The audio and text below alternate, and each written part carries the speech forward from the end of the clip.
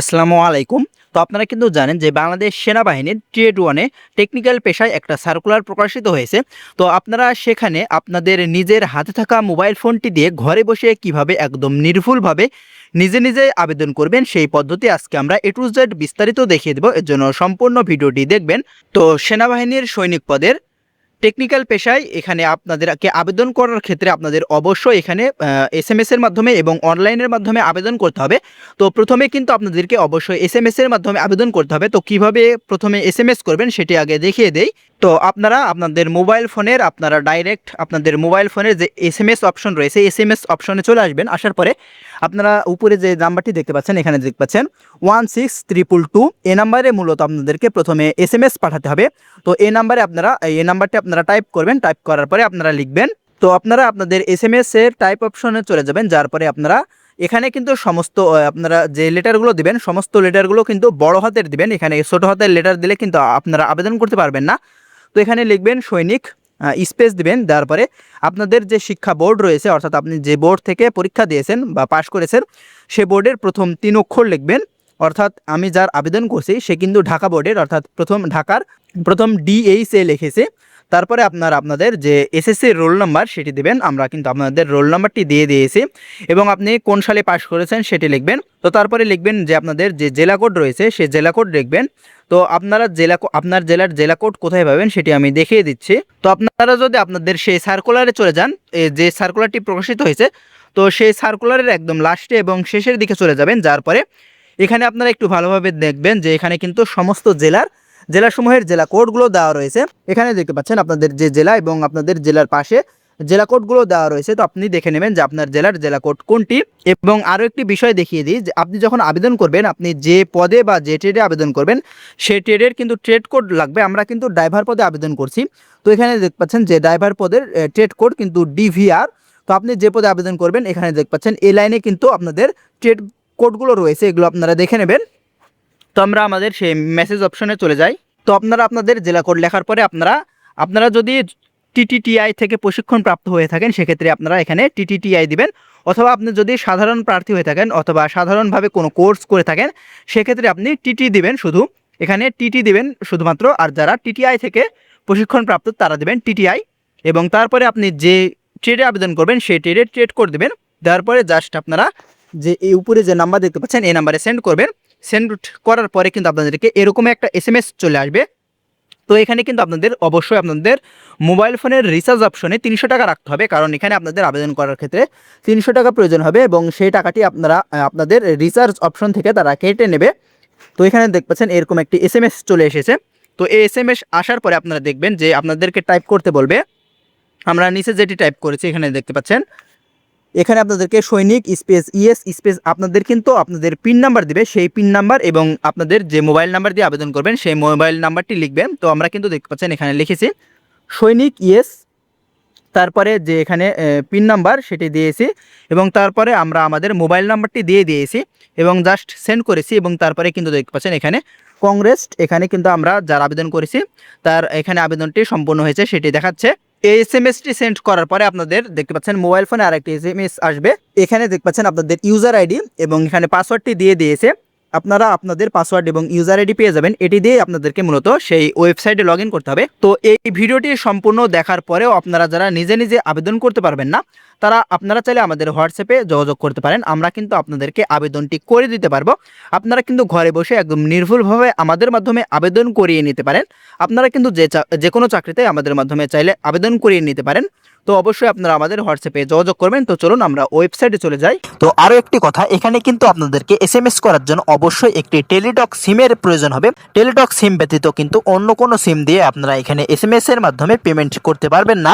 আপনারা আপনাদের মোবাইল ফোনে ক্রোম ব্রাউজারে আপনারা মোবাইল ফোনে বা কম্পিউটারে যে কোনো মাধ্যমে আবেদন করতে পারেন। তো আপনারা আপনাদের মোবাইল ফোনে বা কম্পিউটারে চলে যাবেন, সার্চ অপশনে গুগলে বা ক্রোম ব্রাউজারে চলে যাবেন। যার পরে এখানে লিখবেন আমরা যেটি লিখেছি সৈনিক.teletalk.com.bd এটি লিখবেন। লেখার পরে জাস্ট আপনারা সার্চ দেবেন, দেখবেন এরকম একটি ওয়েবসাইট চলে এসেছে। আসার পরে আমরা যেহেতু ট্রেড ওয়ানের টেকনিক্যাল পেশায় আবেদন করব সেহেতু আপনারা ট্রেড ওয়ান টেকনিক্যাল পেশায় জাস্ট এখানে ক্লিক দিবেন। তো আপনারা সেখানে ক্লিক দিবেন। ক্লিক দেওয়ার পরে দেখবেন এরকম একটি পেজ চলে এসেছে। আসার পরে আপনারা দেখবেন যে এখানে অ্যাপ্লাই লেখা আছে। আপনারা জাস্ট অ্যাপ্লাই বাটনে ক্লিক দিবেন। এখানে অ্যাপ্লাই বাটনে ক্লিক দেওয়ার পরে আপনারা নিচে চলে আসবেন, আসার পরে দেখতে পাচ্ছেন এখানে আপনাদের ইউজার আইডি এবং পাসওয়ার্ড বসাতে বলেছে। তো আপনি প্রথমে যে মেল লেখা আছে এখানে ক্লিক দিবেন। মেল লেখা আছে এখানে ক্লিক দেওয়ার পরে আপনারা এখানে আপনাদের ইউজার আইডি এবং পাসওয়ার্ডটি বসিয়ে নেবেন। আমরা আমাদের ইউজার আইডি এবং পাসওয়ার্ডটি বসিয়ে দিচ্ছি। তো এখানে দেখতে পাচ্ছেন আমরা কিন্তু আমাদের ইউজার আইডি এবং পাসওয়ার্ডটি বসিয়ে দিয়েছি। বসিয়ে দেওয়ার পরে জাস্ট তারপরে আপনারা এখানে যে সাবমিট অপশন লেখা দেখতে পাচ্ছেন এখানে আপনারা ক্লিক দিবেন। তো লগ ইনে ক্লিক দেওয়ার পরে দেখবেন আপনার সব ইনফরমেশন এখানে চলে এসেছে। আপনারা যে SMS এর মাধ্যমে আবেদন করেছেন সেখান থেকে কিন্তু ওয়েবসাইটে নিয়ে নিয়েছে। তো এখানে আসবেন, আসার পরে আপনারা নিচে চলে আসবেন। আসার পরে দেখতে পাচ্ছেন এখানে আপনাদের যে আপনার নাম সেটি দিবেন, এটি লিখবেন, আপনারা আপনাদের নাম লিখবেন। তারপরে দেখতে পাচ্ছেন এখানে আপনাদের যে জন্ম নিবন্ধন নাম্বার সেটি আপনারা এখানে লিখবেন। আমরা কিন্তু আমাদের এইগুলো পূরণ করে দিয়েছি, জন্ম নিবন্ধন নাম্বার এবং তারপরে দেখতে পাচ্ছেন অ্যাপ্লিকেশন আইডি অর্থাৎ NID। আপনি আপনার আইডি কার্ডের নাম্বার লিখবেন। তারপরে যে আপনাদের জন্মসাল এটি অটোমেটিক নিয়ে নেবে, জাস্ট এখানে আপনাদেরকে কিছু করা লাগবে না। তারপরে এখানে আপনারা যে প্রথমে লগ ইন করার সময় এখানে মেল অপশনটি সিলেক্ট করেছিলেন সেটি অটোমেটিক নিয়ে নিয়েছে।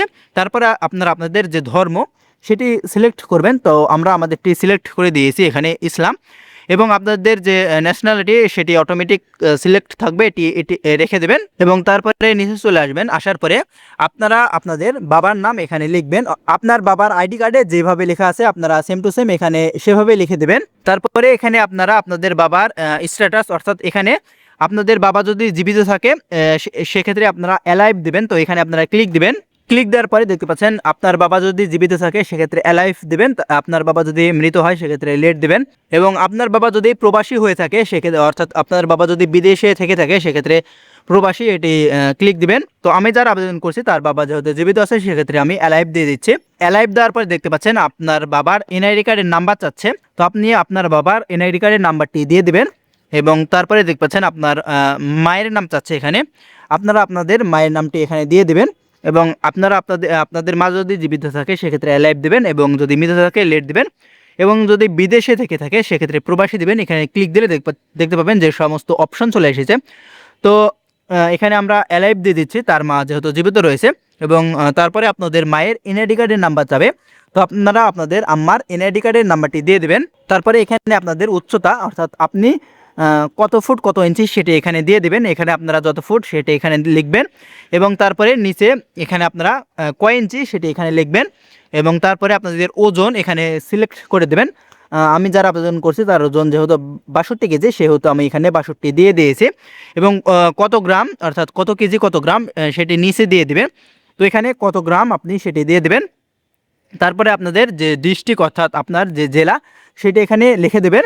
তো আমরা আমাদেরটি লিখে দিয়েছি। তারপরে আপনাদের থানা বা উপজেলা কোনটি সেটি এখানে সিলেক্ট করবেন, আমরা আমাদেরটি দিয়ে নিয়েছি। তারপরে আপনাদের যে পোস্ট কোড, অর্থাৎ পোস্ট অফিসের অর্থাৎ ডাক বিভাগের যে পোস্ট কোড সেটি এখানে লিখবেন।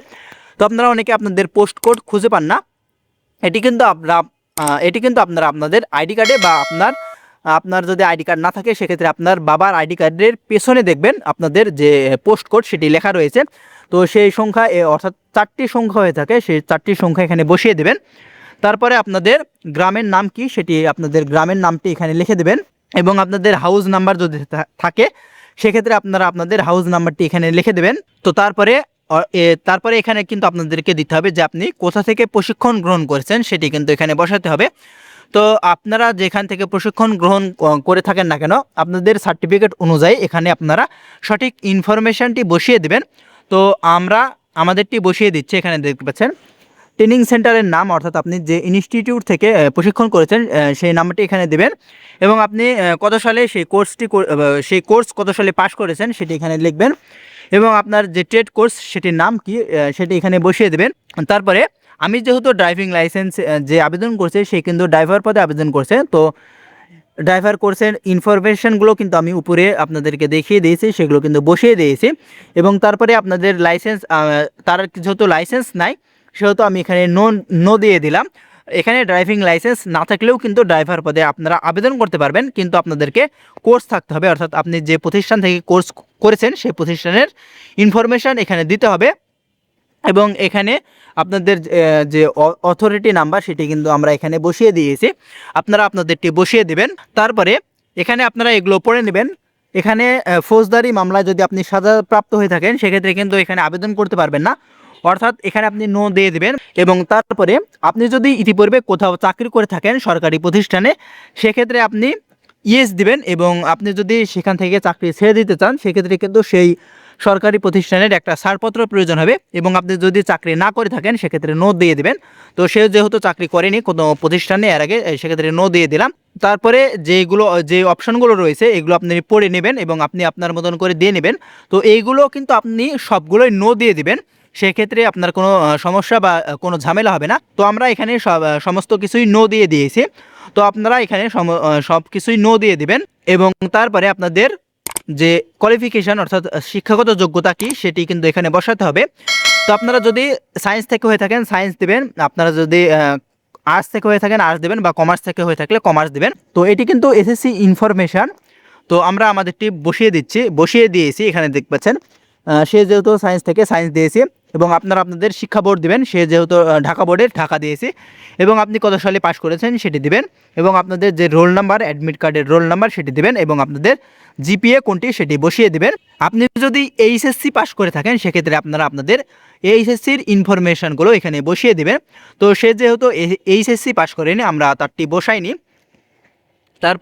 তারপরে এইগুলো আপনারা পড়ে নেবেন। এইগুলো এখানে যা কিছু রয়েছে সমস্ত কিছুই আপনারা কিন্তু ইয়েস করে দেবেন, তাহলে কোনো সমস্যা হবে না।